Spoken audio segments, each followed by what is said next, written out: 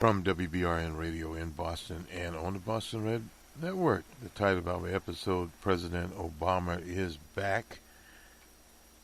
He gave a lecture slash panel discussion at the University of Chicago. Now, the University of Chicago is the academic home, or was the academic home of President Obama. At one time, he lectured there at the College of Law. But on his recent trip there, he was talking about civic engagement, a word that we hear a lot of out here in the country.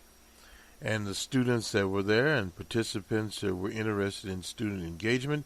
He talked about his days as an organizer, how organization is key. He did not touch on the day-to-day politics of the American nation, but he did touch on the basics of how to organize door-to-door, block-to-block, city-to-city, state-to-state. Talked about that from an overview. He also talked about civility in politics, and he touched briefly on a debate. I guess you'd say it's a debate, not really a debate going on college campuses with various political leanings, tendencies, etc.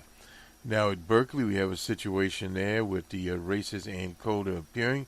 She wants to appear, or she says she will appear at Sproul Square there in Berkeley. That was the site of the free speech movement. Now her thing is not a free speech movement; it's just hate on parade movement. And what has happened in Berkeley? You had a large number of right-wing demonstrators, not very large, in the hundreds, appear in Berkeley from far away as Montana. These professional racist, pseudo-terrorist types appeared there. They supposedly didn't have their firearms with them, but it is a very volatile situation for the Berkeley law enforcement community in Berkeley. Now, obviously, she wants to provoke counter demonstrations and hoping for fights. They had fights in Auburn, Alabama, etc. It's not a very popular show that's out there. Whereas in the 60s, the free speech movement was totally different. They were demonstrating against the Vietnam War, and they wanted to be allowed to assemble. These were the students at Berkeley there, and they did assemble. There was a massive attempts to censor them by the administration there at Berkeley. Now that is a different situation. The administration here had canceled Coulter's speech in a building there. She's being introduced there by some pseudo-fascist student group. We see much of that in these days in various universities, that there's very, very little campus support, and the speakers appear. Now, this situation, to get the national camera in there, what it does is take attention away from the important political the important political machinations of the day. I meant to say there. In Washington, DJ Trump has abandoned his wall. He wanted to tie it up with temporary government spending. Didn't work out for DJ. And also at the same time, the sanctuary cities order by DJ Trump has an injunction against it by a judge in California. So as Hallie said, it's a situation much judiciary does not like DJ Trump. Well, the problem is with DJ Trump. DJ Trump's various executive orders run counter to the American Constitution. That is the problem there. President Obama, when he issued his executive orders, there were very few. The opposition in the judiciary was surely political there, and many of the states that sued were temporarily put on hold. Now, this is the same thing happening with the present administration. On another front, the Affordable Care Act, the Republicans with their right-wing wing, ultra-right-wing wing, we'll say, called the Freedom Caucus, or what do you want to call it. They have crafted a bill that particular organization would support. And the moderate Republicans are caught where they were before. With the so-called enhancements taken off, what that means is pre-existing conditions would be left to the states willy-nilly. In other words, we have a race to the bottom. States like Alabama and Mississippi would opt out, and the insurance companies would make the day. Now, the solution to this, obviously, is a single payer, and progressive people have to look at it as a 5 to 10 year campaign to get a single payer. That would take these insurance companies out of the game. By pre-existing conditions, they mean such things as hypertension, diabetes, cancer, and they would be able to add premiums on it. I've had cancer, so therefore they would add premiums on that. So this is one of the situations we'll see, and there are millions of people in the country that are also diabetic, many more that have hypertension, and there no doubt will be a long and expanding list of exceptions there. So those things would hamper what little progress has been made in the American healthcare system, and at the same time will drive up costs, and rural hospitals are now going out of business. It would affect also urban hospitals, their ability to find patients that could pay the bills, depending on which state you live in. Some of the states will rise to the occasion, others will not. So you'll be back in basically the situation where we were trying to build on the Affordable Care Act, and that will be, as they say, abandoned. On the tax writing situation, the administration would like to cut this is for small businesses, and it would also apply to the Trump enterprises. They call it the pass-through to 15%. It's at 35% now, I believe about 35%. And at the same time would raise individual deductions. Now, that in itself doesn't sound bad, but at the same time, government revenues would go down, which means the government budget would have to be tightened up. What DJ Trump wants to do is introduce these various systems. He's got ships sailing towards the Korean battlefield. Now, he has battlefields opened up in Afghanistan, no end to that. The latest scuttle on that is they claim the Russian Federation is supplying weaponry to the Taliban. Another fairy tale out there. But at the same time, you have in Baghdad, that battlefield is wide open, and very little progress is made there. Then you have the Syrian battlefield. We noticed the French have chimed in there, claiming that the sarin gas is a fingerprint from the Syrians. But we've seen that before. Now, you remember the French were involved, and the Mossad, etc., in Libya, falsifying claims that Colonel Gaddafi had used gas when in fact it had not. These same cast of characters were also involved in Baghdad when they made the claim against the ex-president Saddam Hussein, who was murdered like Colonel Gaddafi.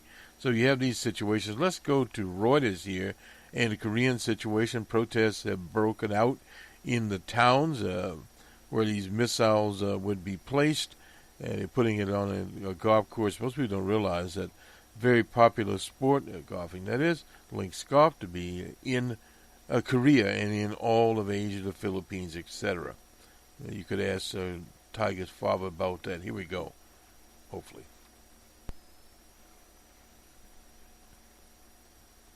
This would be from the Reuters agency here. And we'll attempt to...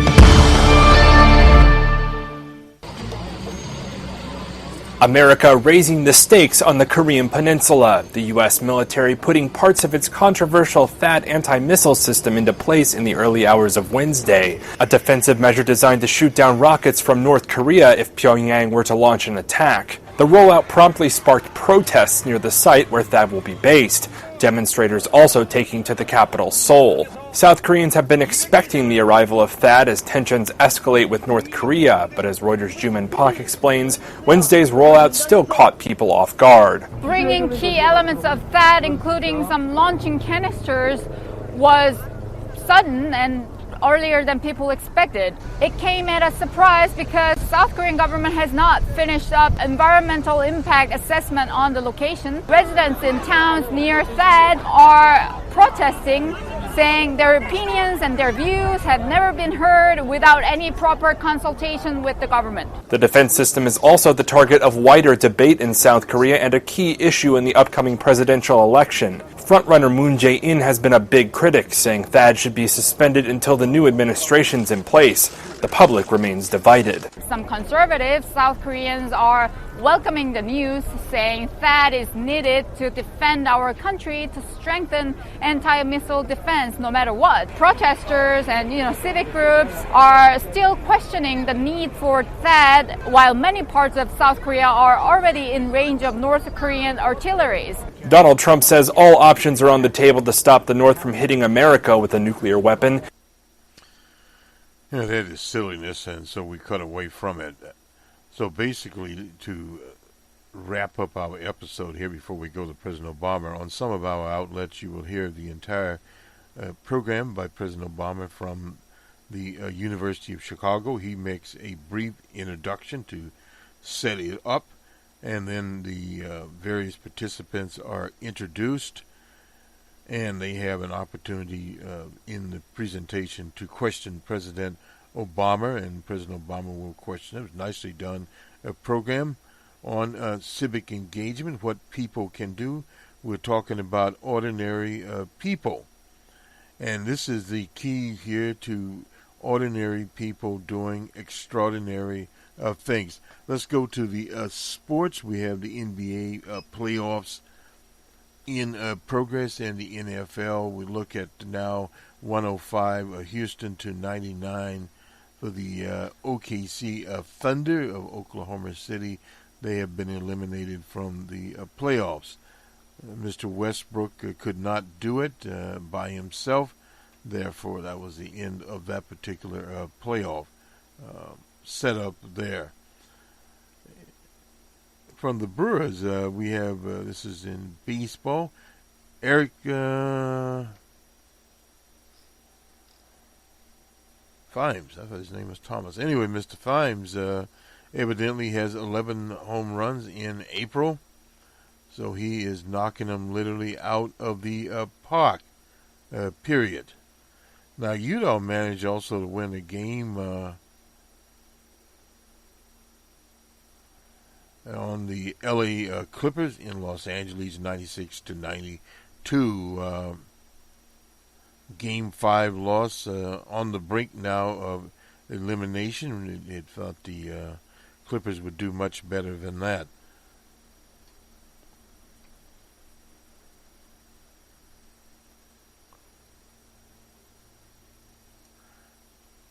Now, the Spurs of San Antonio were able to win their game over the Grizzlies, 116 to 103. We'll just go here.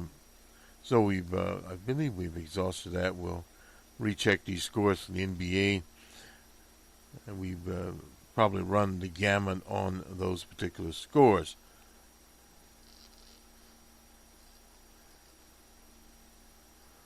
Let's see, Mr. Westbrook, 58 points, was not able to do it. The Spurs and Grizzlies and the Jazz and Clippers. And let's see, now the Utah is up 3-2. So very interesting situation there in that series. On to Major League Baseball. We'll get those scores.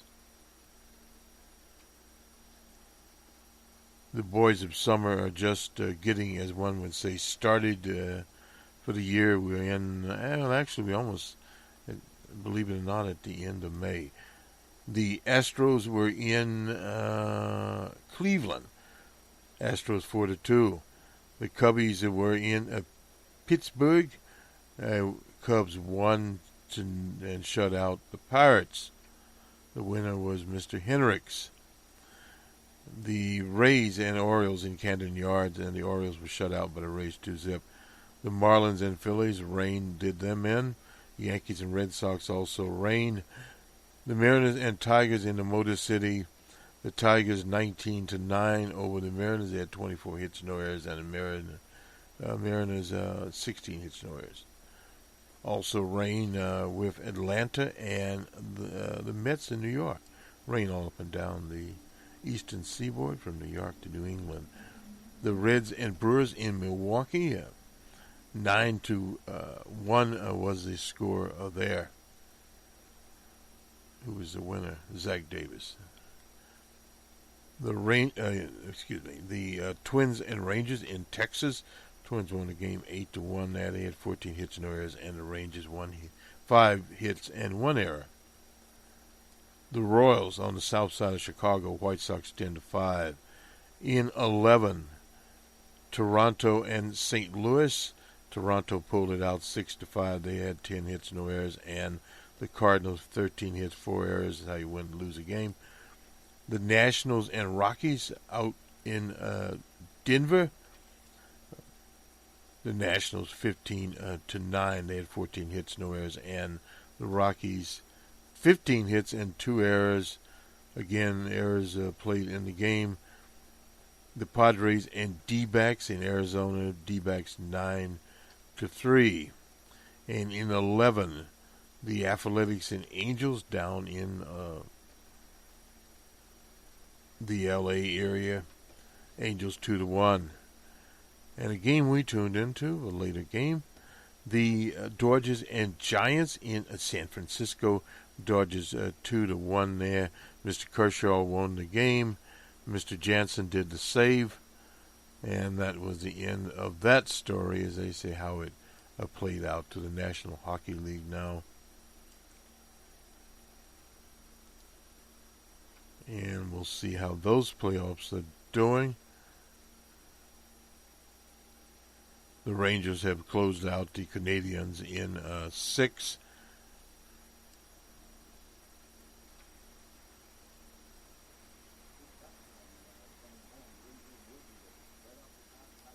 Make sure we do have the scores here.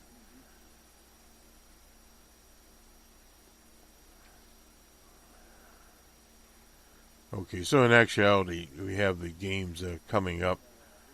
They are done there, and the Blues also closed out their series on the Wilds, and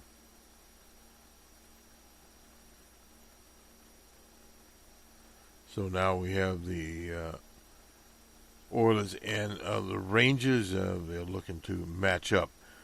So we had the Predators and the Blues that will be coming up, and up St. Louis, and the Oilers and Ducks, of all things. So that is where hockey is. That will do it for us. On to President Obama from the University of Chicago with a cast of many. Have a good day, everyone. We'll talk to you soon here on WBRN. And one more note, we had some machinations on Facebook. We determined that our password was not hacked, but someone appeared as a second Boston Red, and I think they got about 5 users. One thing to remember, if you are already friended onto the Facebook system by an individual, and you get a second note to friend that person, it is a hoax, no doubt. And that is one of the criticisms I've always had of the Facebook system to begin with. On Twitter, you can basically, follow anyone. It is obviously up to them to refollow you. And of course, they could block you, as Karl Rove did me and the Twitter king Booker. But that's neither here nor there. A totally different situation. We were not obviously masquerading as those people. But that is one of the things to remember, and Facebook is getting much better at this. The Chicago ad lady, Emma Young, was victimized by someone imitating her. Now, these are just not idle imitations or so-called hacks. It may or may not have been hacks. We looked at Emma's situation, but is politically done, politically motivated. Now Emma writes very little about political happenings. So beware. That can happen to you. As far as our productions are concerned, Facebook and social media as a whole is secondary. Yes, we do posts there. We do some promoting there, but we don't do an extraordinary amount of promoting on Facebook as a network. Nor do we do it on some of the others. We use our outlets, and we use bostonred.org, which we will rev up more in the coming weeks now. But we have some time, spring term winding down. Finally, good day. Serious voice, man. That sounds good. I like him the best. I like him the best. Thank you. Thank you. Hey. Thank you. Good to see you. Thanks. Thank you. Good to see you. Hey, how's it going? Hello, everybody. Please, everybody have a seat. Everybody have a seat. Have a seat. So, what's been going on while I've been gone?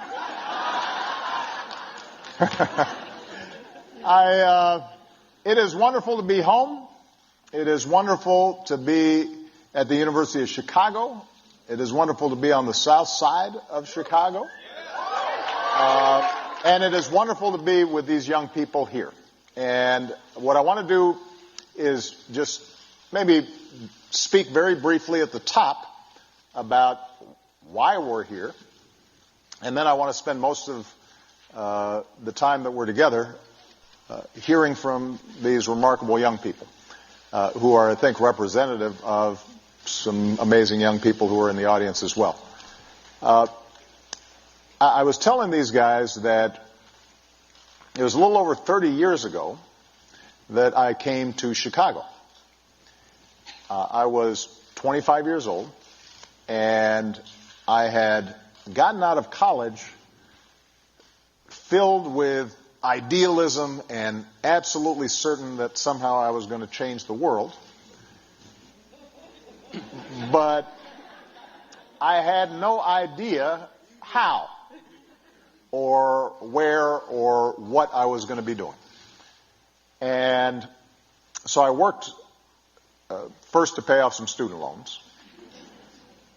And then I went to work at the city colleges in New York on their Harlem campus with some student organizing. And then there were a group of churches out in the south side who had come together to try to deal with the steel plants that had closed in the area and the economic devastation that had been taking place, but also the racial tensions and turnover that was happening in these communities. And so they had formed an organization. They hired me as what was called a community organizer. And I did not really know what that meant or how to do it. But I accepted the job.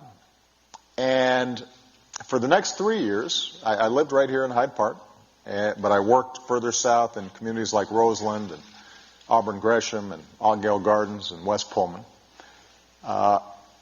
Working class neighborhoods, many of which had changed rapidly from white to black in the late 60s, 70s, and full of wonderful people who were proud of their communities, proud of the steps they had taken to try to move into the middle class, but we're also worried about their futures because in some cases their kids weren't doing as well as they had. In some cases, these communities had been badly neglected for a very long time. The distribution of city services were unequal. Schools were underfunded. There was a lack of opportunity. And for 3 years I tried to do something about it.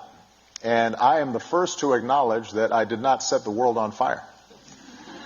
Nor did I transform these communities in any significant way, although we did some good things.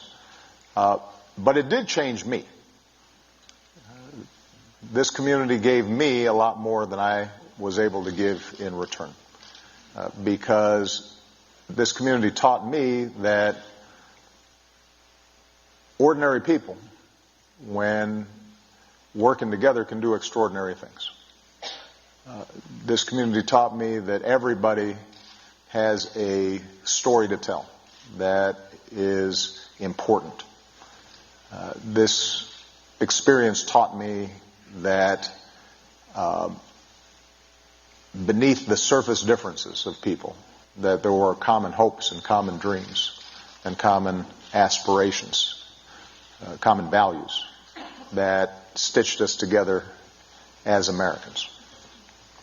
And so even though I, after 3 years, left for law school, the lessons that had been taught to me here as an organizer are ones that stayed with me and effectively gave me the foundation for my subsequent political career and the themes that I would talk about as a state legislator and as a U.S. Senator and ultimately as President of the United States. Now, I tell you that history because on the back end now of my presidency, now that it's completed, I'm spending a lot of time thinking about what is the most important thing I can do for my next job. And what I'm convinced of is that although there are all kinds of issues that I care about and all kinds of issues that I intend to work on, the single most important thing I can do is to help in any way I can prepare the next generation of leadership to take up the baton and to take their own crack at changing the world. Because the one thing that I'm absolutely convinced of is that, yes, we confront a whole range of challenges, from economic inequality and lack of opportunity to a criminal justice system that too often is skewed in ways that are unproductive, to climate change, to issues related to violence.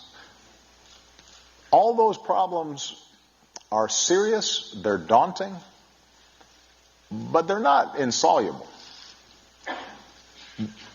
What is preventing us from tackling them and making more progress really has to do with our politics and our civic life. It has to do with the fact that because of things like political gerrymandering, our parties have moved further and further apart, and it's harder and harder to find common ground. Because of money in politics, special interests dominate the debates in Washington in ways that don't match up with what the broad majority of Americans feel. Because of changes in the media, we now have a situation in which everybody's listening to people who already agree with them and are further and further reinforcing their own realities to the neglect of a common reality that allows us to have a healthy debate and then try to find common ground and actually move solutions forward. And so, when I said in 2004 that there were no red states or blue states, they're the United States of America, that was an aspirational comment, but I think it's, and it's one, by the way, that I still believe, in the sense that when you talk to individuals one-on-one, there's a lot more that people have in common than divides them. But obviously it's not true when it comes to our politics and our civic life. And maybe more pernicious is the fact that people just aren't involved. They get cynical and they give up. And as a consequence, we have some of the lowest voting rates of any advanced democracy, and low participation rates then translate into a further gap between who's governing us and what we believe. The only folks who are going to be able to solve that problem are going to be young people, the next generation. And I have been encouraged everywhere I go in the United States, but also everywhere around the world, to see how sharp and astute and tolerant and thoughtful and entrepreneurial our young people are. A lot more sophisticated than I was at their age. And so the question then becomes, what are the ways in which we can create pathways for them to take leadership, for them to get involved? Are there ways in which we can knock down some of the barriers that are discouraging young people about a life of service? And if there are, I want to work with them to knock down those barriers and to get this next generation in, to accelerate their move towards leadership. Because if that happens, I think we're going to be just fine. And I end up being incredibly optimistic. So, with that, what I'd like to do is to have our panelists here today each tell us a little bit about themselves. And what I've asked them ahead of time, and I did give them the question ahead of time, I asked them to describe for me what it is that they see among their peers that they think discourages voting, participation, paying attention to some of the issues, getting involved. Or do they have some immediate suggestions of the kinds of things that would get young people more involved and engaged and discover their voices? Once we've gone through the entire panel, then we're just going to open it up and we're going to see how it works. And hopefully it will be interesting. I'll find it interesting. Hopefully you find it interesting. All right? So we're going to start with Kelsey. Well, thank you, Mr. President, and good morning, everyone. It is an absolute honor to be here with you all. My name is Kelsey. I'm a senior at Loyola University of Chicago, where I've spent the last 4 years studying marketing with minors in sociology and leadership studies. I've had the pleasure of being very involved on Loyola's campus with a number of different things going on. I'm looking forward to graduating in less than 2 weeks and pursuing my master's in higher education and student affairs. And I think to answer your question, my passion for working with college students does stem from the ability to work with activists and to work with community engagement, and really understanding that college students during that transformative time is the opportunity for students to learn about these important issues and really find their voice. Understanding that we can't get discouraged when something doesn't go our way immediately, but really being able to work towards that end common goal. Fantastic. Okay.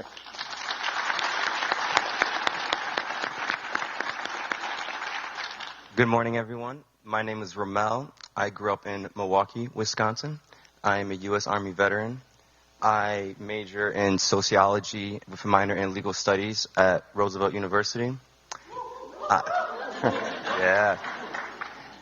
I work currently I'm a research assistant at Roosevelt University, focusing on community-based collaborative research projects. We've worked on projects ranging from landlord-tenant issues to youth leadership programs, and currently we're working on a project about the day labor market in Chicago, in the city of Chicago. It's a pleasure to be here, Mr. President. Fantastic. Thank you.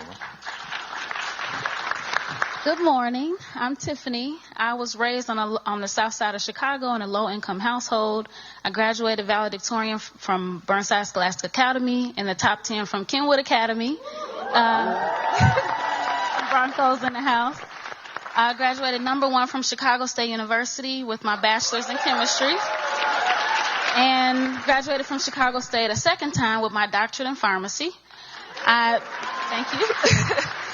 I've currently been a community pharmacy manager on the south side of Chicago and for the past 3 years. And I'm also author of 10 Tactics to Tackle Studying. It's the guide to elementary school, high school, and undergraduate success. Okay.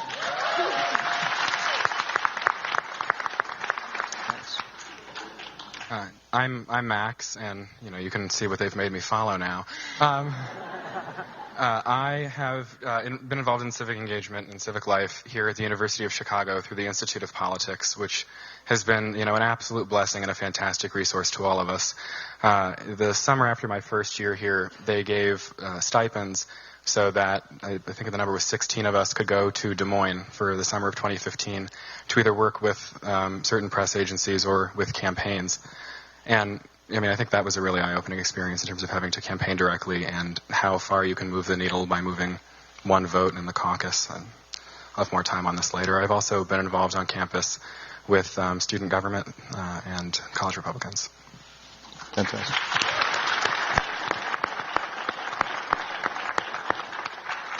Hello, everyone. My name is Ayanna Watkins. I'm the baby of the panel. I'm currently a senior at Kenwood Academy High School.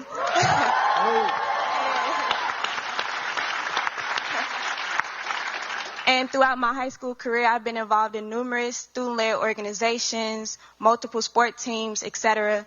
And outside of high school, I've been involved in a lot of community-based organizations to volunteer my time with the youth as well. And in the fall, I will be attending Paul Quinn College in Dallas, Texas, with multiple scholarships in my name. And I'm also an entrepreneur, I would say, with my own clothing line. Okay. All right. Peace and blessings, y'all. My name is Harish Patel, and I live on the northwest side of Chicago. I arrived as a proud immigrant around the age of 14 with my mom and my sister from Gujarat, India, and attended public schools, and then went to University of Illinois, Chicago, both for my undergraduate studies and for my master's in urban planning and policy. After graduating, I did become an organizer with somebody in the audience that I want to point out, Rami Nashashibi, who's been a mentor of mine. That experience sort of led me to run for office, and most recently, now I work for New America Chicago, and I'm the deputy director here in Chicago, where we sort of do what we're doing today. We infuse new ideas, new voices in public policy conversation. So I'm really looking forward to this. Fantastic. Excellent. All right. So,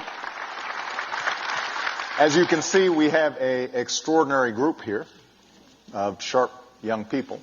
But you'd also notice that they kind of avoided my question. So, but that's good because it tees up the next segment.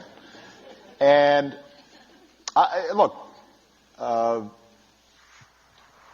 in the presidential election, you have maybe half of your peers voting. In midterm elections, about a third, regardless of where they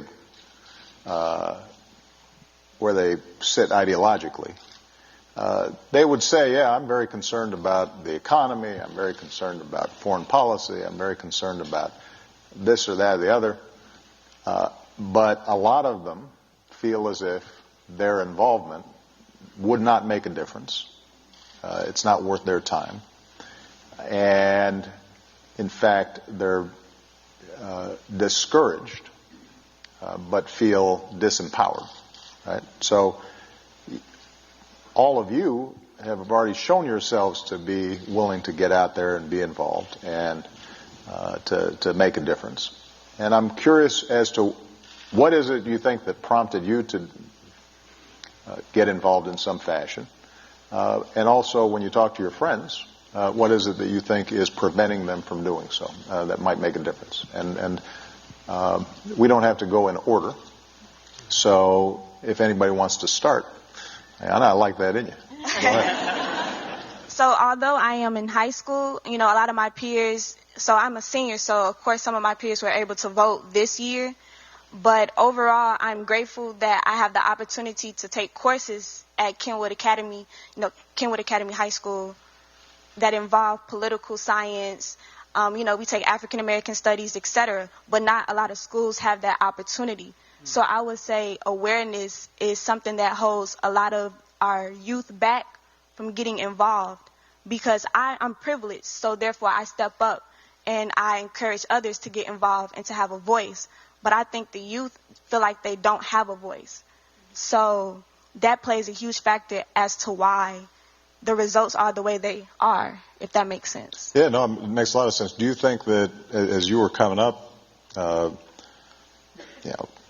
social studies, civic education, what kids are getting in the classroom would make a difference? Do you think that it would make more of a difference if young people had the opportunities to volunteer with organizations, to engage in community service? What is it you think that would make the biggest difference in young people seeing, if I volunteer for this organization, I might make a difference in my community, or if I participate on this issue, somebody might hear my voice and might actually make a difference. What do you think would be most effective in encouraging people? So I feel like in order to encourage the youth, it involves to have a strong support system behind it to bring the youth up. So for instance, in school, we are taught social studies, but we tend to focus on mathematics, science, English, because that's what we're always brought up on because of test, exams, etc. So social studies and civic education tends to be pushed to the side. Mm-hmm. So I feel like it should be encouraged in the school systems because majority of our youth are in school, of course. And then from there, build outside programs. Right. Mm-hmm. So, from there, Yeah, so I Come on. Yeah, so I agree with Ayana right. Because since I went to Kenwood too, that was kind of the start of me getting my foot in the door to want to expand and do outside things. I think also funding after-school programs and summer programs because I had 2 to 3 jobs ever since 8th grade every summer because one, you make money, so so that was one, but also that helped my resume, helped me get my feet wet to allow me to see different opportunities, to see if I like being a counselor, if I wanted to be a cheerleading coach, if I wanted to be a tutor. So just trying different things every summer helped me to kind of hone in as to what I want to do with the rest of my life. And then after school programs too, the funding for that, it helps keep the kids off the street. So hopefully in Chicago we'll have less violence since they'll have something to do. And then you're also enriching their lives. So in school and after school and also in the summer. Fantastic. Okay. Mm-hmm. So I'm sorry. Kelsey, I know didn't you work, was it the Bronx that you worked during the summer? And what prompted you to, first of all, describe what the experience was, and then give us a sense of what inspired you to do something like that. So I have been blessed at Loyola to be involved with our alternative break immersion program, which is a program that sends students on trips over spring break as well as winter break. So the spring break of my junior year of college I spent in the South Bronx working with an incredible group at an elementary school out there. We took a group of 10 students and were really there, kind of like a lot of what you all were saying, to enrich those students' lives for the week that we were there. I think what's so unique about the way we run this program at Loyola is we understand the privilege that we have to be welcomed into these communities. We are not there to support them. While we are supporting them, we are there to learn from them, to understand the experiences that these students are having, but really to understand just how wonderful so many of these young elementary school kids are.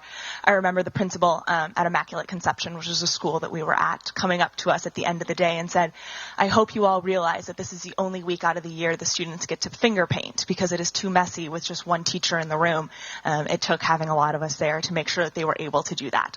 A very simple thing, but really goes to show the impact that young people can have in these communities. Now, Ramel, you were going to say something, and obviously your service in the military is an example of public service that I think thankfully everybody now appreciates. That wasn't always the case. But what I discovered, obviously, was that once our veterans take off the uniform, they leave service, sometimes people forget how much talent is there and the need to tap into the amazing young people that have served in our military so that they can work in the community and continue the leadership that they've shown while they were in the military. You've been able to make that transition, but talk a little bit about your mindset both when you went into the military and after you left. How did that change your perception in terms of your responsibilities to your community and how you might be able to make a difference? Well, when I joined the military, I joined 6 months out of high school. I was working full-time. I wasn't in school. I wasn't in college where I come from. Being in college is a big deal. Graduating is an even bigger deal. But it's all about graduate high school, get a job, do stuff like that. And I was in the military, and I realized there's so much more to that. And that I am being afforded this wonderful opportunity to engage with so many different people from all over the country, have so many different views, but we all share the same goal. And I realized that if I wanted to make a larger contribution, I was going to have to go to school. And so that's what I did. I served my initial contract. I received the honorable discharge March 2014. I moved to Chicago June 2014. I was in Roosevelt August 2014. And I didn't do it by myself. When I got out of the military, I was part of this program called Veterans Upward Bound. And it's a pre-college readiness program for veterans that need to brush up on their academic skills before they enter college. And that being a part of that literally saved me taking extra courses, remedial courses. So I benefited immensely from that. Mm-hmm. And I was fortunate enough to get a research assistant position at Roosevelt, and that really got me going, because I was working with different projects, youth, landlords. I mean, it was amazing because these are regular folks, and that's something I definitely wanted to get involved in. And to answer your question about what I think is preventing youth, I believe that what we need to do, I believe that we need to connect personal problems with public issues. I feel like sometimes, you're working 2 jobs and you can't afford daycare. It's not because you're lazy. So if we can establish some sort of connection, demonstrate some sort of connection, and I'm really big on collecting data and numbers, and listen, 80% of people are experiencing this in your community, and you just don't know it yet. You won't see it, but here's the numbers, here are the facts. So I believe that is a huge thing that we can do to help that. Well, look, you're making a terrific point. One of the things that I learned when I was organizing, and this is true for, I think, a lot of young would-be do-gooders. You show up in a neighborhood, and your initial instinct is to tell people what they should be interested in. Instead of spending the first 6 months listening and finding out what they actually are interested in, and then connecting their immediate needs to the policies that are having influence on those areas of concern. And the more that you can make concrete for people. The fact that the reason there aren't enough after-school programs is not just because they're impossible to set up, but have to do with budget. And here are the people who are making the decisions about the budgets. And the reason that there's a lack of child care is not because you're the only single mom who needs child care. Everybody needs child care, but there aren't enough facilities in place with trained child care providers, and this is what a change in public policy could do to provide everybody support. That's when you start bringing people together and their voices are amplified. Because what's certainly true is one voice by itself rarely changes something. 2 voices have a better shot. 20 voices? Okay, we're getting somewhere. But it begins with that listening process that you're talking about, so that people feel like they're being heard at the outset. So I think that's a great point. Now, Max,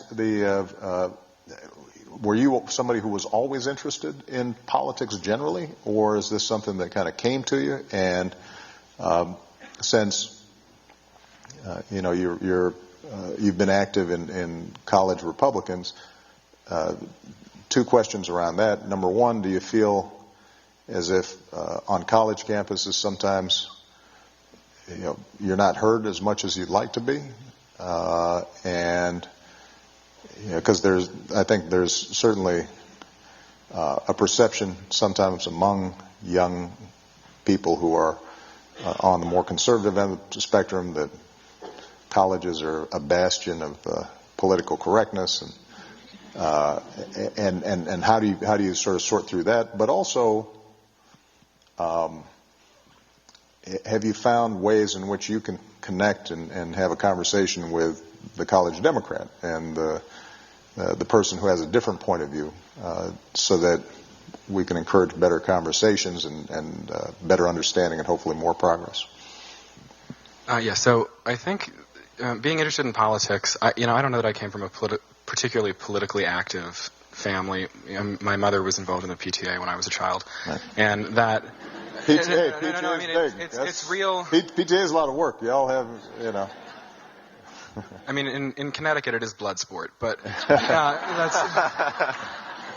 I think the message that something like that would send is, she didn't need to do that. Right. She did that because the educational system and more broadly the community that was fostered in the town was important to her and something worth giving her time to, and something worth, going out and, because no one pays you to do this, and you take a great deal of flack.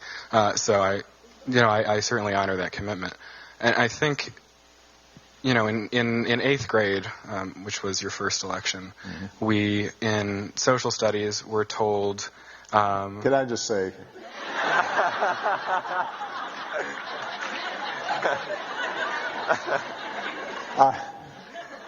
I'm old. But please continue. In 8th grade. Yeah, go ahead. In 8th grade, we were... All right, I'll pick a different age to be. We each at the beginning of the year picked a campaign to follow, sort of through to fruition. And each week we did a report for our teacher on how the candidate had been featured in the news, any sort of polling information that we had accumulated.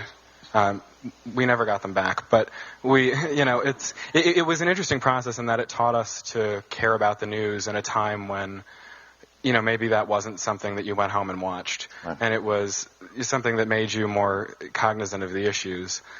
I was fortunate enough to go to high school in New Hampshire where we're pandered to immensely heavily. And, it's just part of the whole ethos that every 4 years they care. Or that people care about what New Hampshire has to say.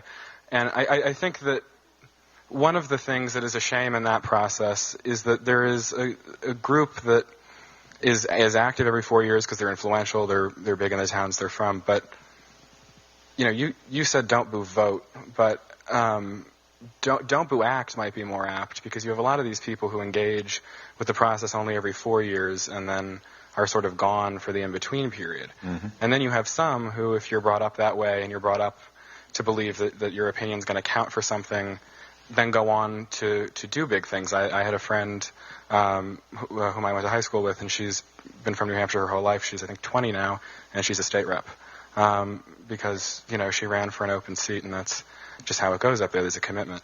In terms of being involved in politics, I was fortunate enough to take a year between high school and college, and I worked in Washington, D.C. in the Senate, and that's an eye-opening experience because it forces you to confront in a real way what you believe and why, and you gain a lot of information very, very quickly. I'm immensely grateful to Kelly Ayotte for the opportunity.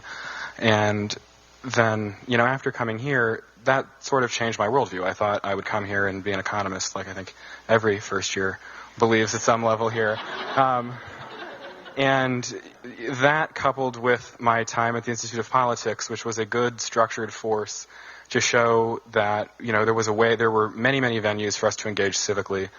Let me explore things like campaigning in Iowa.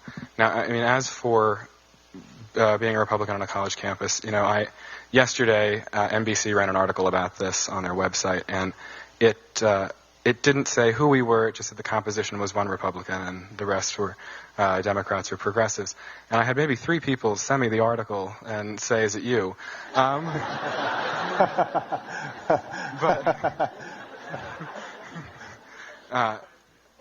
But it is if you're watching. But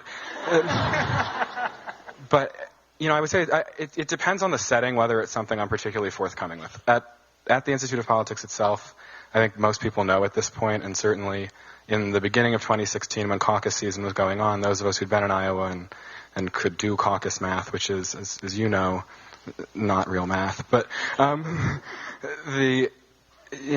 made you a hot commodity in the room when you would watch the votes tally. But there were venues certainly where I wouldn't have brought it up or wouldn't have been particularly forthcoming with it. I think people suspected it, but I didn't. I'll leave that to the other student government people in the room to confirm or not. But I don't necessarily know what I was afraid of, but I think that there's a sense that if you harbor a view that doesn't jive with the majority view, that you can expect some level of ostracization from certain people, or you can expect people to assume the worst aspects of you based on beliefs you may or may not hold, right? I don't think anyone sitting in this room agrees with their party on 100% of issues 100% of the time for 100% of the people in their party. Mm-hmm. I might be wrong, but if you raise your hand, I can't see you. Right. Yeah. And so I think that being a Republican on a college campus is in and of itself a sort of honor, because most people don't agree with you, and when you engage in the dorms and in the dining halls and with those people who are able to see you, the person, and then you, the person with the political views, you're forced to know yourself well and to do soul searching well, and to understand why it is that you think what you think, and what parts of your past impact what you believe now and might believe tomorrow. I think the other thing is there's a significant empathy gap, not just here but everywhere. I think most people haven't had in their homes for dinner, in a real way, somebody who is significantly different from them, either politically or racially, or for whatever reason, we've cloistered ourselves. And so I think that the liberal bastion aspect of college campuses certainly can be true. I've been, lucky here. The school's certainly committed to accepting, our thoughts. But I think a broader societal problem is that as we, if you look at the county map of 2016, you had, a lot of counties where, Secretary Clinton won over 80% of the vote, and the inverse was true for the president now. But and there's not understanding. We're not talking. It's not just that we're reading different news, but it's that we don't talk to each other anymore. And I think, it would be good. Civic engagement at some point will require a level of civility. I think there's a lot of problems with our politics. Great. You know, there's a lot of problems with our politics that begin at home. I think we blame intransigent politicians a lot for the failure of each of us to grasp each other well. I mean, so your mentor when you were a new senator, Dick Lugar, great guy, love that guy, and ultimately lost his primary for that reason. Because he talked to me. Yeah, because people couldn't stand to see their member, bridge a gap on a human level. Yeah. And I think that's sad. I think there's both an empathy gap, and also I think a lot of people see politics, especially in this generation, and they say, this is ugly, this is mean, this is something that you have, pretty experienced people doing. And, if the country's a ship and politicians are sailors, maybe the boat moves like a degree either way. But I think the lack of results stems from a lack of us understanding each other well. Mm-hmm. I think, Marco Rubio said it pretty well a couple months ago that you can't really run a country when half of it hates the other. And somehow we're going to have to find ways to bridge that and to meet people who aren't like us. Good. Terrific. Rich, on this stage, other than me, I guess you're the other guy who's run for office. The oldest. Well, I wasn't going to say you're the oldest, but I was going to say you're the other guy who ran for office, and I know you lost, but I did too once, right here in this community. I got some great too. From that. There you go. But what prompted you to run for office, which is a different kind of engagement, and what did you take from the experience? Did you feel discouraged by it? Did you feel like, okay, this was fun, or if it wasn't fun, then it was worth it, and you would encourage other young people to take their shot? Tell me a little bit about your thought process there. Yeah, and for me, I mean, I want to sort of start with the first time I ever did something that is considered civically engaged. I was an immigrant, so I couldn't vote until after Iraq War had already started. But the first thing I ever thought I'm doing that's like for this country was actually protesting the Iraq War, because I felt passionately that we were in the wrong side of history there. I think you were also at that point on that side. I agreed with you at the time. Yeah. But so I couldn't vote, but I felt like a lot of the times civic engagement in its sense gets stuck in the dynamic of voting or electoral engagement, and doesn't always expand. I think we have to sort of expand it too, maybe what your mother did, or being on a board of a nonprofit, or these are tough positions to have, or it's a lot of work there. And I think I would hope moving forward we're sort of thinking about civic engagement beyond voting. But to directly answer the question around why I went from protesting to working at a nonprofit and organizing to thinking about, electoral politics is one of the many routes that I'm going to engage in. And that happened, for me, actually happened in 2010. It was after I've done organizing that I saw that a lot of the jargon that was used against us as young people at that time, I didn't understand. So that's why I went back to college and understand some public policy language. When I ran, it was too... my last name is Patel. There's not a lot of Patels in office. I just feel like... A lot of Patels in India, though. Oh. There's a lot. I'm just saying, there are a lot more Patels than there are Obamas. I want to be clear. Agreed. There are...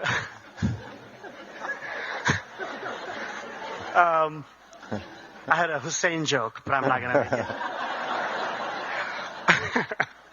it. So at some point I sort of felt that both, or more than, I don't want to get stuck in this two-party sort of language, but there's a lot of different cult of personalities of cult of politics that young people especially, get sort of drawn to, and they can't really go beyond the questions they're allowed to ask within. And so I wanted to be able to protest and be able to run for office and run a small business and do the organizing and be able to figure out which is the most effective way that I want to, live my life and be happy, but also sort of inspire a whole generation of folks that maybe look like me or come from a Muslim background or South Asian immigrants. Or I want them to, and most young people of color, to feel that they can literally do anything. So that was one of the major reasons. Also, Illinois has an establishment politics that is really old. Not old in age, but old in thinking. And there's a monopoly of power, money, ideas that only come from few families or sometimes a few zip codes. And I wanted to say that it's not how we should move forward. Good. Well, I think that's terrific.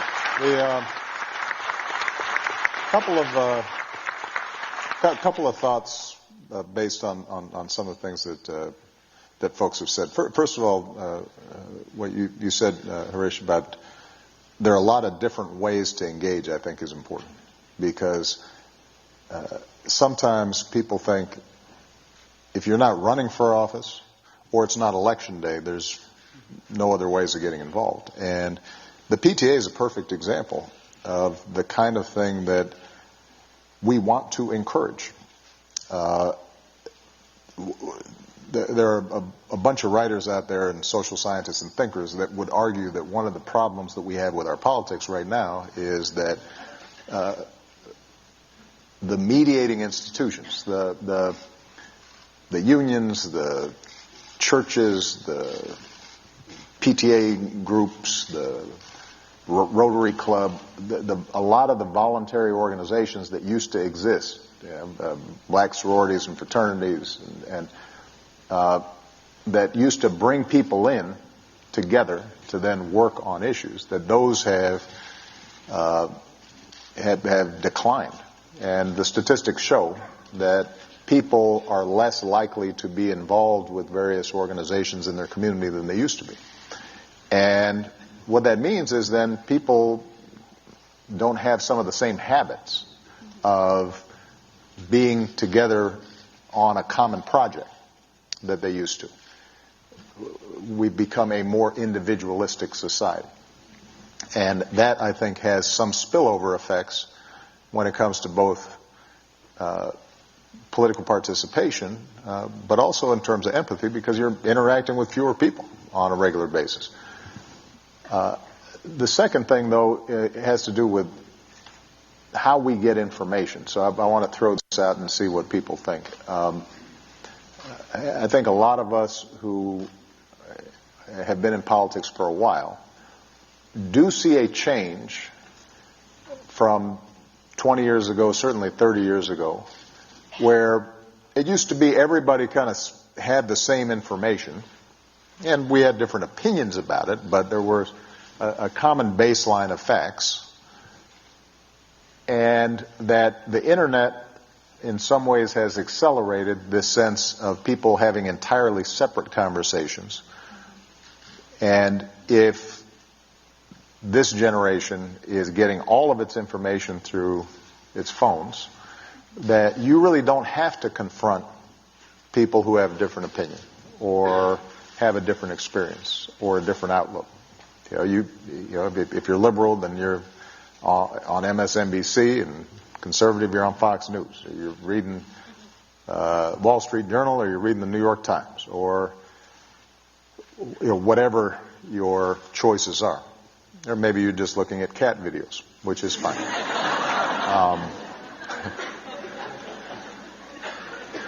So one question I have for all of you is, how do you guys get your information about the news and what's happening out there? And are there ways in which you think we could do a better job of creating a common conversation now that you've got 600 cable stations and you've got all these different news outlets that basically are offering one set of opinions? And if there are two sets of opinions, then they're just yelling at each other, so you don't get a sense that there's actual conversation going on. And the internet's worse, right? It's become more and more polarized. How much do you think that affects how people think about issues, and are there ways that could be changed, given that most of your information, and certainly for the younger people coming up behind you even more, they're getting their information primarily off their phones? So, Ayanna? I think social media has its pros and its cons in situations like this. Mm-hmm. So, for instance, when it comes to gaining information about what's going on in the world, it's way faster on social media than it is on a newscast. Right. But on the other hand, it can be a downfall because what if you're passing the wrong information or the information isn't presented in a way it should be? So that causes a clash in our generation, and I think it should go back to the old school, which No phones. no, right. I think phones, social media should be eliminated because the younger gen. Not okay. Wait. I think I should rephrase myself. I think when it comes to politics and important information that can influence younger generations, it should be organic. So politicians should actually reach out and actually physically talk to the community. So it can't be any misconception on the information being passed. Mm-hmm. Because social media, going to Twitter or Facebook, anybody can hack your social media page. That causes a lot of problems. And to actually go out to the community will feel more welcomed. And I think that goes back to actually getting involved, because to have somebody shake your hand and to actually look at you and talk to you is a more heartfelt feeling to actually listen to what that person has to say. That's interesting. What, Kelsey, you I think one of the other things you bring up, and you said it almost exactly what I was thinking, is sort of going back to the basics and really having those in-person conversations. I think one of the things that I see the most important is people being able to listen to understand rather than to listen to respond. There doesn't always have to be an immediate response. Let's understand where both viewpoints are coming from. Yeah, I learned that in marriage, by the way. Just a tip for you young people. Listening to understand rather than listening to respond. That will save you a lot of heartache and grief. Sorry. No, you're fine. Just a little tip there. No, but I think it's just something that our generation, we find it easier to hide behind Facebook screens, behind Twitter, between Instagram posts, but really being able to have those in-person conversations and to listen to the other side is the only way at the end of the day we're ever going to get anything done. Good. Ramel? I think it's important to engage with the leaders of that community, and instead of going in there and thinking you, because it affects you in another city, doesn't mean it's going to be the same dynamics in this neighborhood. And I think it's important to understand that I want to help, but I also need to be humble and listen to people that have lived through it and have more of a clear understanding of what's needed. Dialogue is important. Deliberation is important. I mean, you need to critically analyze people's views. And then you can, create a plan off of that. I definitely think, as far as like where you get your news from, diversity is important. Not every news station that leans Republican is horrible. It's nice to you need to understand how the other side thinks. But yeah, I really believe that not shunning other people that have different views than you, recognizing that yes, you do want to help, but respect the fact that there are people that have been here longer than you, that have lived through these issues, and you need to work with them instead of outsourcing their help and stuff. Okay. Any other thoughts? Max, you got something to say on this? So I think it's there was an interesting, it was either in the Journal or the Times shortly before the election that showed they made a generic Republican Facebook page and a generic Democrat Facebook page, and they showed you the news articles that would be on their in their news feed that they could go and see. And the facts of the case that we now live in there's rumors that we just don't have facts anymore in society. I'm in an interesting linguistics class here now called Truth, and the first class they played us an Errol Morris documentary with a man who was a defense attorney in the Bronx during the 70s, and he'll tell you that if you ask somebody what shape a table is, you can get three answers. If you're sitting at the table, it's probably a rectangle. If you're underneath it, who knows, it's the ceiling. And then if you're looking at it right from the side, it's got a rounded edge, so clearly it's a semicircle. And I think that's basically where we are with the news. I don't know if the coverage were of the same issues that people would find factual difference anyway. I think part of the problem is that we don't agree on what the issues are that are pressing and facing the country. And I don't know how you get there, but I don't think that a national dialogue necessarily starts online or starts in the press. I think it starts door to door. And maybe that's in how people go about campaigning, in that right now it's easy to sort of know you have numbers if you can only get them to show up. And there is no onus to work to get somebody else to turn out for you to persuade them that your point of view is correct. Instead, there's a broad incentive to spend millions of dollars in advertisements saying that if my opponent is elected, the apocalypse will occur, rivers will run red, and Hawaii will sink. And I mean, again, if the ship only moves 1 degree, there's got to be a lot in that 1 degree to make all those things happen. But I think that, at all levels there has to sort of be a civic conversation, and people have to be willing to talk to each other again. I don't know if that starts, maybe it does start in middle school, where you see in a class who has differing views, and then commit part of social studies time to have people talk through issues of the day and why they think what they think. But we have to get back to a place, I think, where people can talk to each other again. Well, that's been a running theme. And I will say this. The reason I was able to run for the United States Senate was because in addition to my base here in Chicago, I had spent a lot of time traveling around the state. And over time, I got to know people in parts of Illinois that would today be considered red. And I lucked out effectively that I was kind of under the radar screen, so political ads didn't characterize me. And people would meet me, even though I'm this Chicago lawyer from a liberal district with an Arab-sounding name, and but I'd show up, and then you'd have a conversation, and you'd talk about their kids and basketball and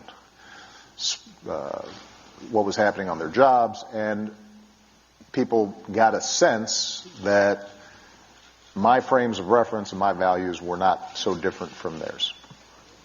And that gave me the ability to break through some of the assumptions that people might have otherwise had. And in some ways, Iowa was the same way. I'm traveling around the state, as you know from having worked there. It's retail politics. You're going door to door. You're just talking to people.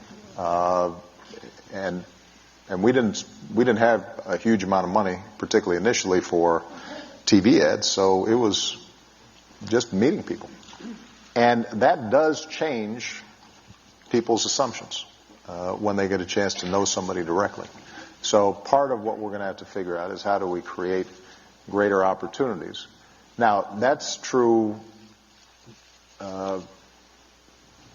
between red parts of the state and blue parts of the state. It's true even within the city of Chicago. I was yesterday with a group of young men who are part of a program designed to give them ways away from violence and crime. And these are some young people from 18 to 24. All were African American except one who was Latino. Many of whom had already prison records and had done some pretty rough stuff. Several of whom had already been shot, in some cases multiple times. None of whom had grown up with fathers. Many of whom had effectively been orphaned when they were very young.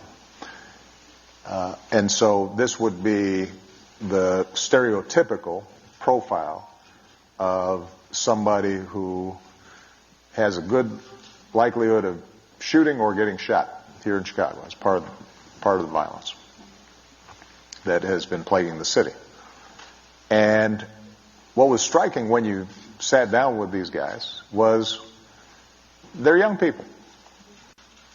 And if you had listened to them talking, you would recognize them as not that different from any other young man 18 to 24. What was different was their circumstances. You know, they had grown up, in some cases, in foster care, or their mother was a drug addict, and they had been neglected. And so even within the city boundaries, a lot of times we will characterize our neighbors as something entirely different than us, that we can't understand and that we're afraid of and that we can't communicate with, and political rhetoric reinforces that. And they need to be heard too. And because if the six of you had been in that conversation, you would have come away not saying, oh, these are some thugs or super predators that I can't relate to. You'd actually say, man, if I had gone through what they went through, I'm not sure how things would have worked out for me either. And that creation of empathy then promises a different kind of civic response and political response than the one that so often we have. So that hearing other people, I think, is vital. And the question is, are there ways in which we can create opportunities to do that for more young people earlier on, before the lines of division start hardening? But Tiffany, you were going to say something? Yeah. So just to add on to this about you being in the community and what Ayanna said about meeting the officials, I actually met you before in high school. Is this another story about how old I am? No. No, but I was singing with Kenwood Academy concert choir. Mm-hmm. We were at a breakfast downtown. I actually walked up to one official and tapped him because I recognized him being on TV, and he just put his finger up to me and said, no, he can't talk to me right now. And then I saw you, and I tapped you, hi, Mr. Obama, can I please take a picture with you? And you said no. And I was like, what's going on? They say on TV they care about people, and then in person they don't want to talk to me.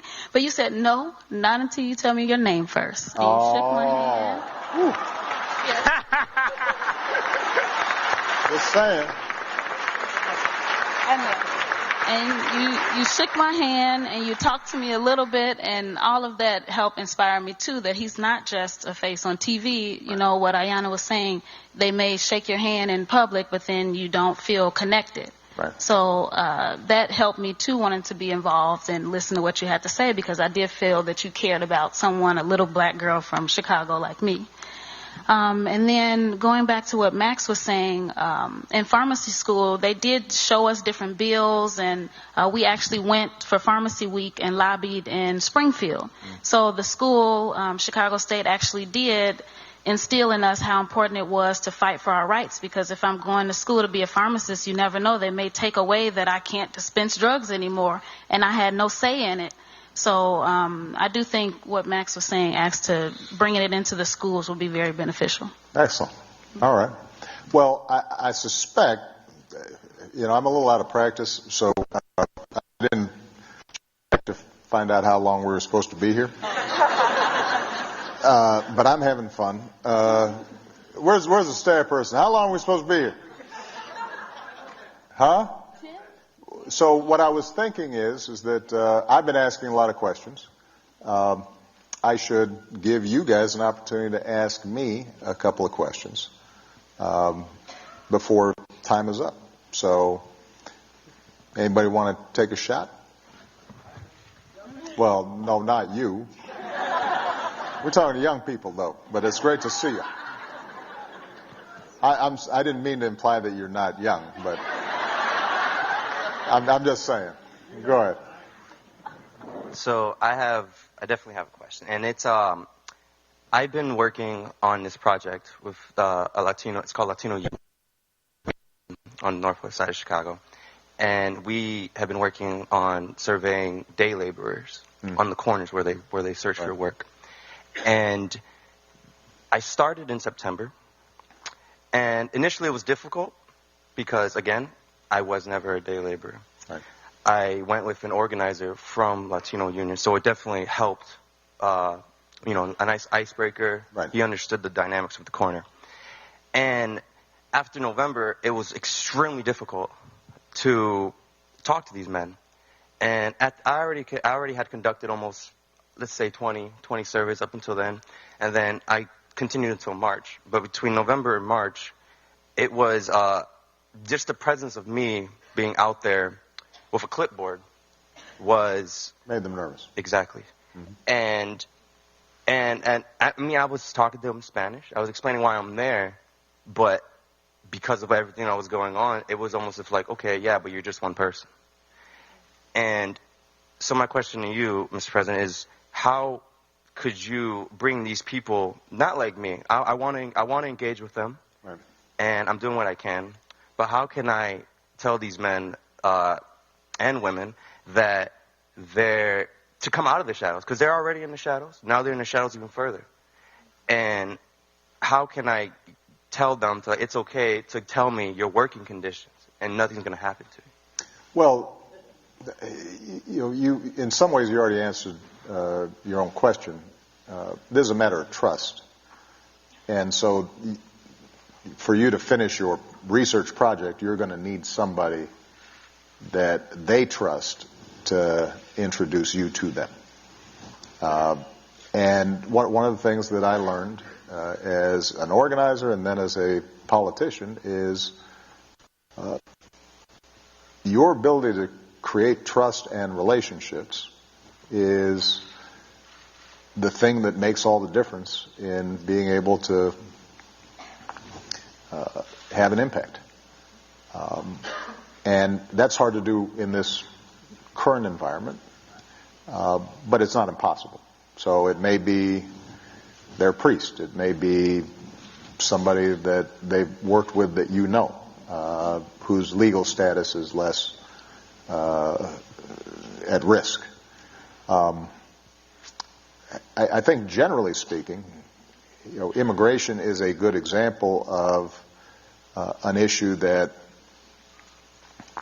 stirs up so much passion and sometimes misinformation that it's hard for us to have a good, healthy conversation about it. The interesting thing is, historically, when you look at surveys,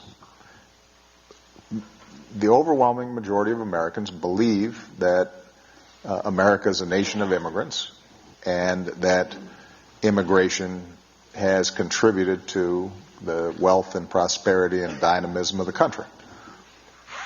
The majority of Americans also believe that immigration should be lawful and orderly, that it shouldn't be haphazard. And so sometimes they feel frustrated if it is perceived that folks are breaking the rules or cutting the line, essentially. And so I think it's important for those who support, as I do, immigration reform and pathways to citizenship for folks who are here, not to assume that everybody who has trouble with the current immigration system is automatically racist. That's an example of us being able to listen. I think for those who are concerned about undocumented workers coming in, whether it's across the border or more typically these days overstaying visas, it's important for them to also appreciate the degree to which these are overwhelmingly families who are just looking for a better life for their children. And I always used to say, sometimes in crowds where folks didn't want to hear it, that it's not like everybody in Ellis Island had all their papers straight. The truth is, the history of our immigration system has always been a little bit haphazard, a little bit loose, a little bit determined by did the country want more workers, economic imperatives. Sometimes it was driven by biases. If you look at what were said about Irish when they were coming here in the wake of the potato famine. They talked about them the same way that you hear people talking about immigrants today. And this is an example of where everybody being able to see the realities of immigrants as people, not as some other, is important. But it also requires us who are advocates on behalf of immigrants to have some respect for people who you may be able to win over if you can argue that we're going to create an immigration system that is fair but still allows people to come here and achieve some sort of opportunity. But the short-term problem that you have of finishing your surveys, you got to find somebody who trusts you. And you might want to put away the clipboard and get to know them a little bit before you start just surveying them. When I was organizing, one of the things we used to always say is don't knock on people's door with a clipboard, because they don't know. They don't know if you're the tax man. They don't know, or they don't know how long this thing's going to take. They're in the middle of a ball game, or watching reruns of Desperate Housewives or something, and they're really into it, and suddenly, oh man, that's that guy with the clipboard. I don't want to hear that. All right. Thank you, Mr. You want to do one more? Yeah. Go. Well, we got time for 2 or 3. Go ahead. As somebody who lost an election, I would love to understand sort of your perspective on failure, or one of the things with media that I see is I'm really worried about young people who claim a certain thing in high school, and then they get into college or they get older, and these claims sort of stay with them. What they tweeted, what they Instagram, what they Snapchatted, and they don't get to always grow in their ideas or thoughts because they're stuck sort of, and then people will bring that up.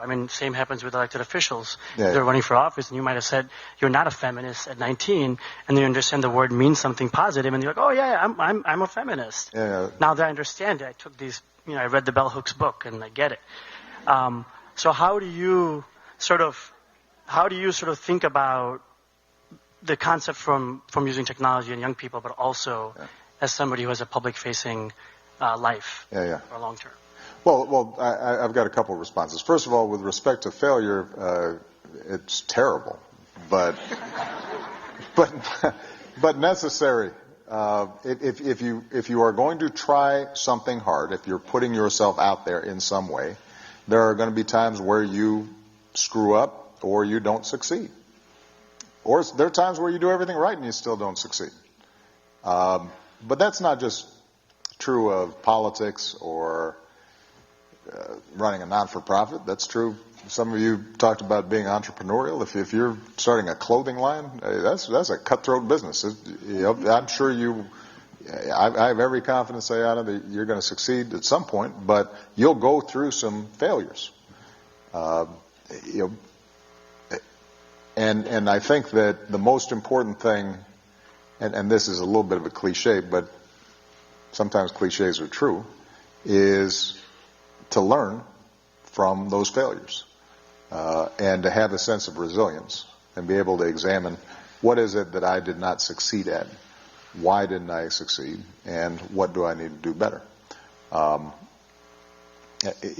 political race I lost was to Congressman Bobby Rush, and when I it's interesting because I'm writing a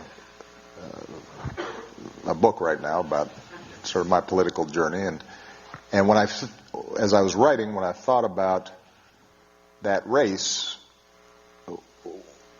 what I was reminded of was the degree to which that was probably the sole time in my political career where I think I ran more just because it was the next thing, rather than running because I had a good theory of what it is that I wanted to do. And this is a mistake I think a lot of folks who get into politics make. And so when I see White House interns or I talk to young people, I always tell them, worry less about what you want to be and worry more about what you want to do. Because when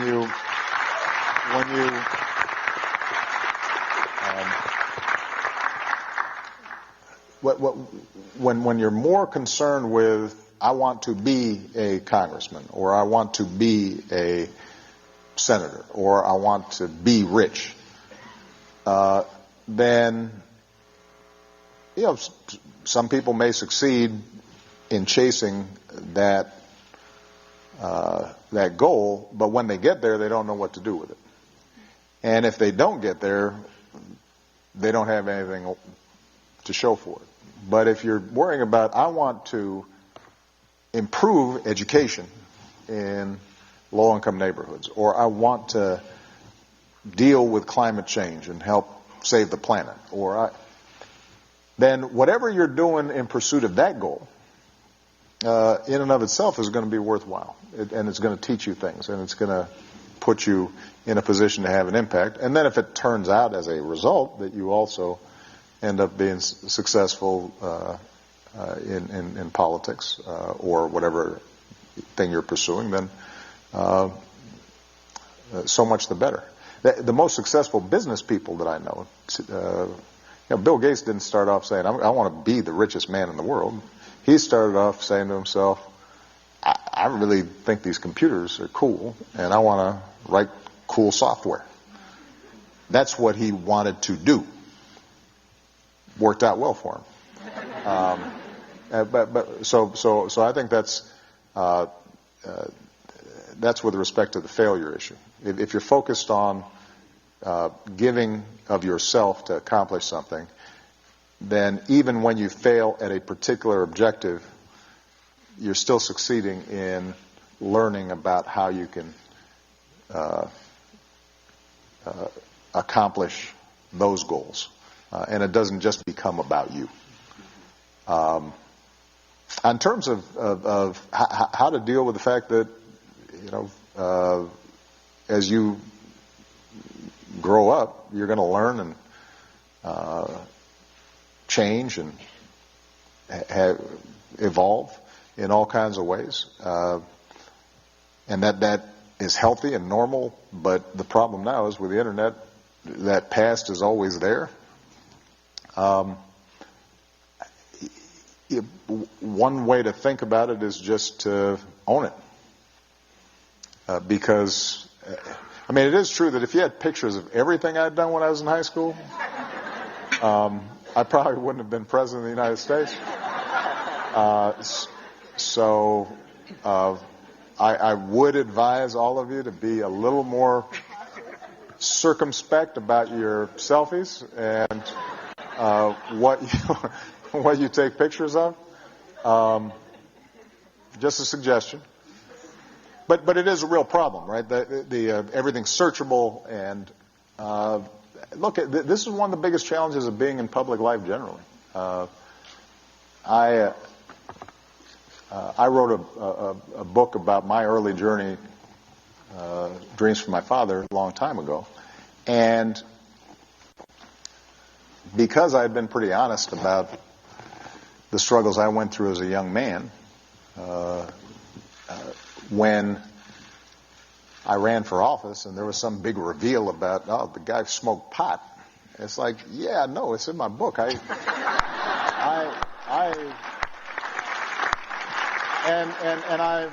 learned from that. I didn't sugarcoat it. I didn't suggest that somehow it had been, something that I recommend for everybody. But that's what teenage kids did at that age where I was growing up. Not everybody. Some were wiser than me. I wasn't that wise. So I think the best you can do is to own your life and your mistakes and the changes that you go through. It doesn't mean that it's always pleasant to have people just all up in your business. I must have had, at this point, 6, 7 biographies written about me, and I'm sure there are more coming out. And generally speaking, one of the frustrations is that, like, my life wasn't that exciting up until until I guess I was president. So I didn't have, these amazing experiences. I didn't really accomplish all that much when I was in high school or in college. And so folks then go around and they are looking for stuff. And then they try to dramatize things that are kind of routine, And there is a part of you that kind of says, well, no, why would you care about this? It's not that interesting.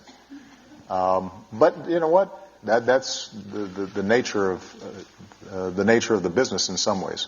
Now, that's for people who are running for office. That's not true for most of you in terms of wanting to get involved and participate. There is something unique about politics that is frustrating, but I don't think there's that much you can do about it other than just to own the fact that you're human and you make mistakes and you grow.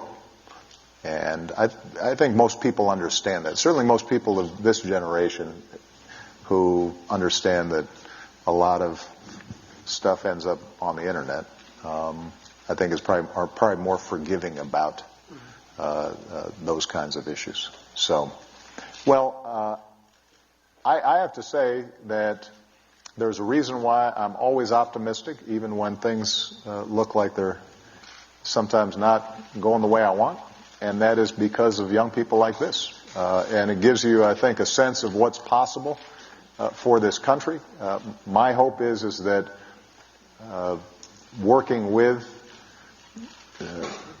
young leaders like this, the organizations that and universities and high schools and nonprofit organizations and community groups that are getting them engaged, that my foundation and Presidential Center will be able to provide more and more pathways for young people to getting involved, so that when somebody like me 35 years ago decides that I've got something to contribute, that we will have eased the path a little bit for them, and maybe they can learn from some of the mistakes that I made and others have made, so that they can seize the future.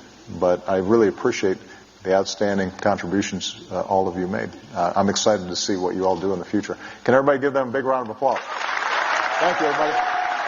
Thank you. All right.